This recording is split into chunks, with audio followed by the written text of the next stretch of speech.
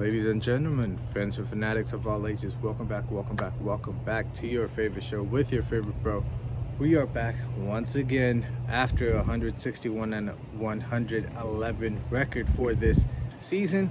A little short of what we had hoped for, what we had wished for, what we had last year.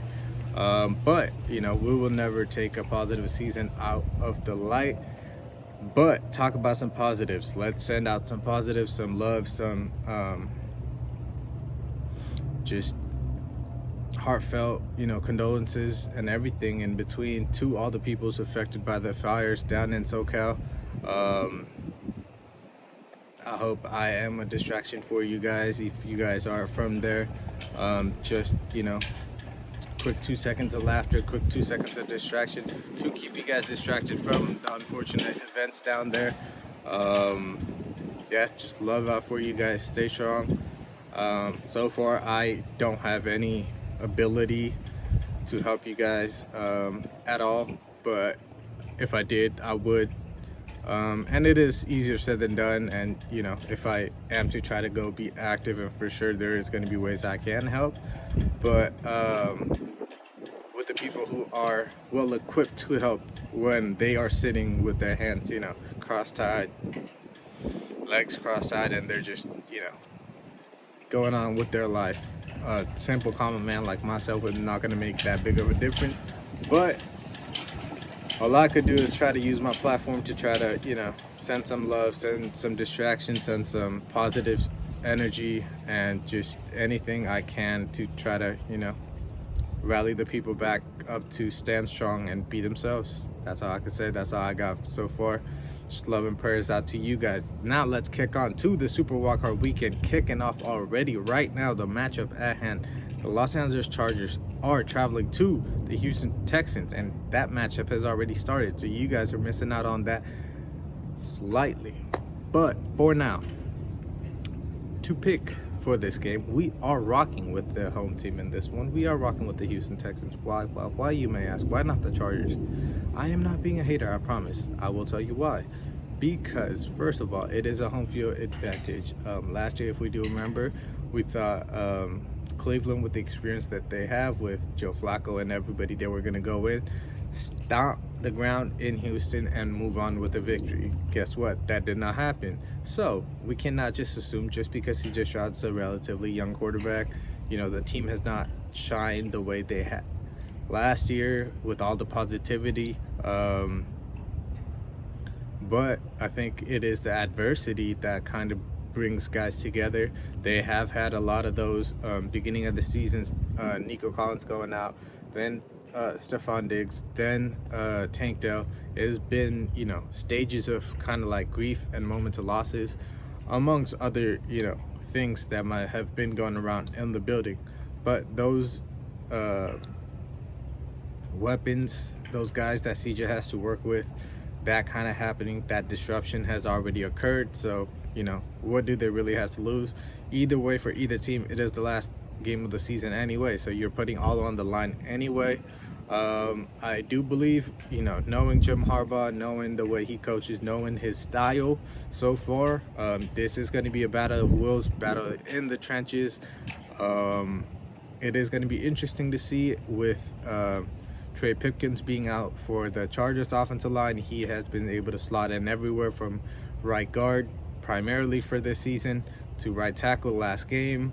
He has filled in at left guard, I do believe, at points, even at left guard. So, he's very versatile across that O-line. That is going to be something to see if the Texans D-line can exploit that.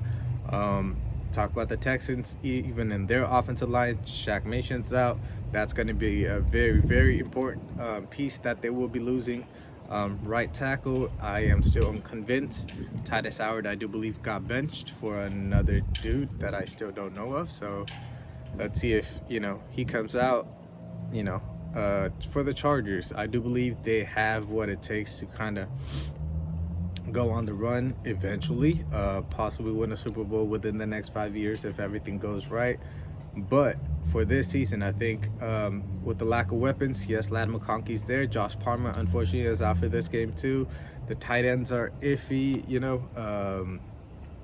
It's going to be very, very hard for them to kind of put up points without any weapons, or at least reliable weapons other than Ladd McConkey, who can be shut down by Derek Stingley on the other side, having a cornerback one. Talk about a cornerback one. They are losing a lot of pieces in the secondary as well. Asante Samuel's on IR, Elijah Molden's on IR, Jasir Taylor's on IR. Those are significant pieces in the back end, and you need those back end defensive guys. And it showed that last season with Trent McDuffie kind of taking that next step, especially in the playoffs, for the Chiefs to, put it over the top and get the Super Bowl. And it really comes down to those small margins. Next one, Steelers at the Ravens. The number 3 seed hosting the number 6 seeds. The AFC North still being repped. And in this one, with no disrespect to, Pittsburgh Steelers or Mike Tomlin, it's pretty easy in this one. Ravens are on a completely different track right now. I don't think this game will be close. I do believe the Zay Flowers factor will be definitely prevalent.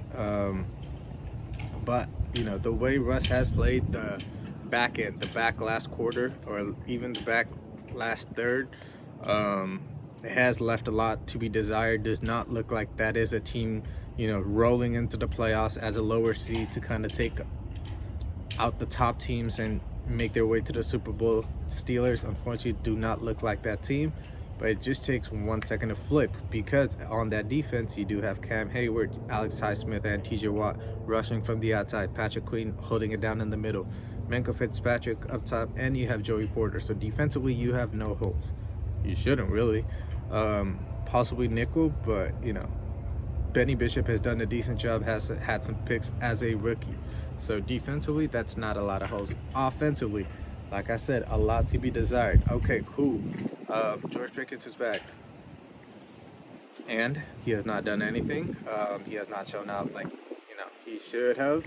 Mike Williams has had his moments, but has he actually taken the necessary steps? Not really. So it is going to be interesting to see. Ravens on the other side, I think this game's going to be a heavy dose of Derrick Henry, a heavy dose of Lamar Jackson, and they come out on top. Isaiah Likely, Mark Andrews, they do enough. That offensive line, moves bodies enough to get them over the line, over the top, and get that victory for that one. And we kick on right up to the next day. We are back once again to talk about the Sunday matchups at hand as well. And to kick us off on Sunday, first of all,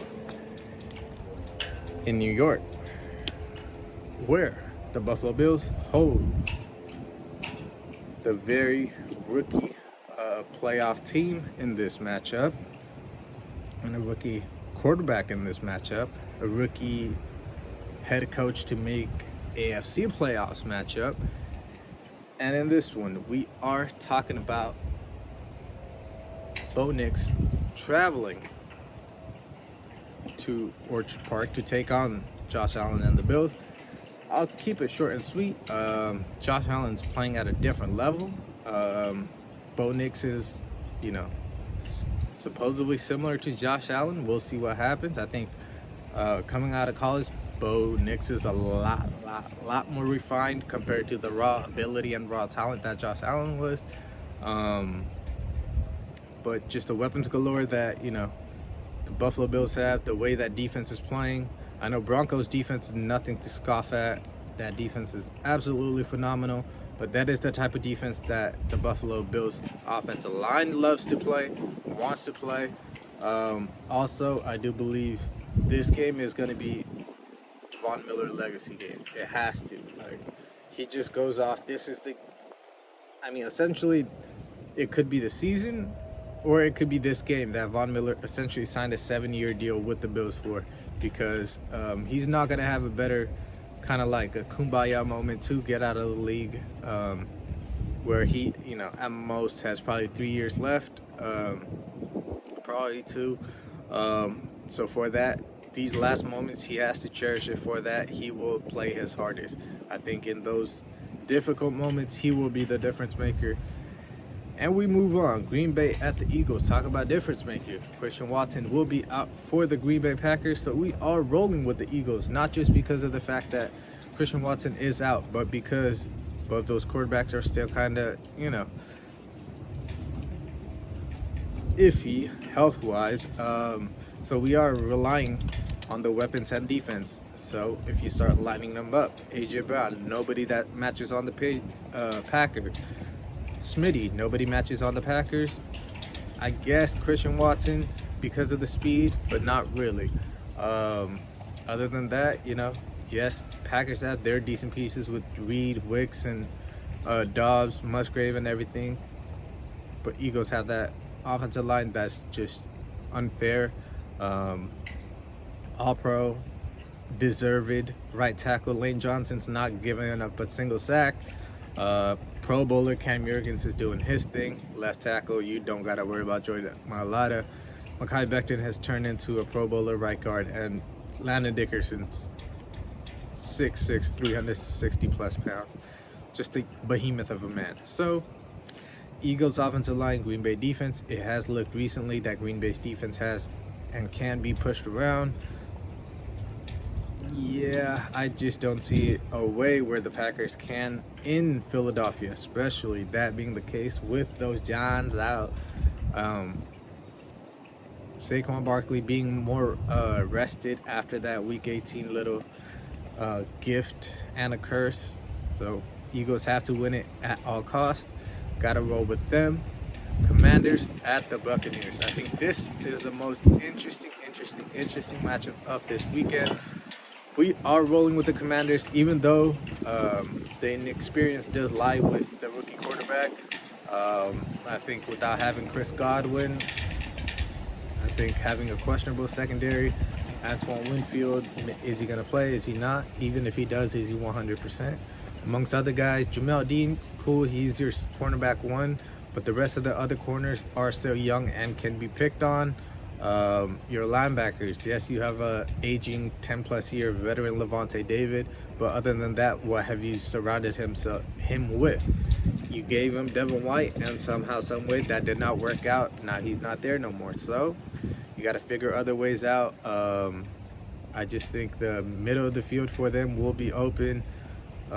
Commanders, I think if they hold on to the ball, if they don't, they can run the ball a little bit. I think Terry McLaurin does his thing. I think Jaden Daniels with his legs do their thing. They come out on top in that one. Kind of have that CJ Stroud type moment like last year, but on the road this time. And also I do have the faith in Jaden Daniels also with his ability to win late, with his composure. Everybody remembers the, Hail Mary against Chicago, but there are other wins, even the win against Philly that was very close, last minute, drive down the field, win the game, and it is all that matters. As long as your quarterback has it right in between the head, obviously needs to have the ability physically as well, but most quarterbacks do have those physical ability, just doesn't click it up here. For Jaden in this instance, it does look like it clicks up there. He has a veteran group of leaders around him. Terry McLaurin, while he has not had, playoff success, he has been a successful wide receiver so far. You have a Super Bowl winning leader like a Bobby Wagner, multiple time Super Bowl winner, with multiple teams as well. So that will be interesting to see. I think they come out of this one with Bucks kind of being injured and hobbled and kind of out their way. They still need to build that running game and build that continuity. Bring in some more pieces on that defense for them to take that next step.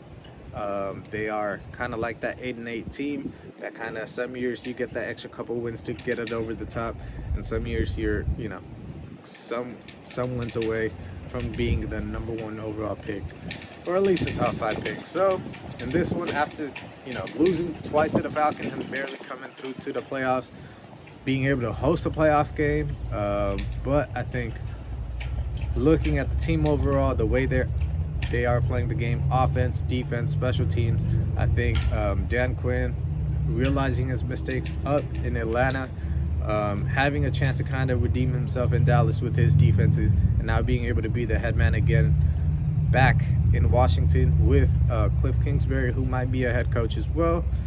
It is kind of like an audition to a degree for him as well. So I think those guys come out on top. I will be back Monday with all the picks. Till then, I hope you guys enjoy.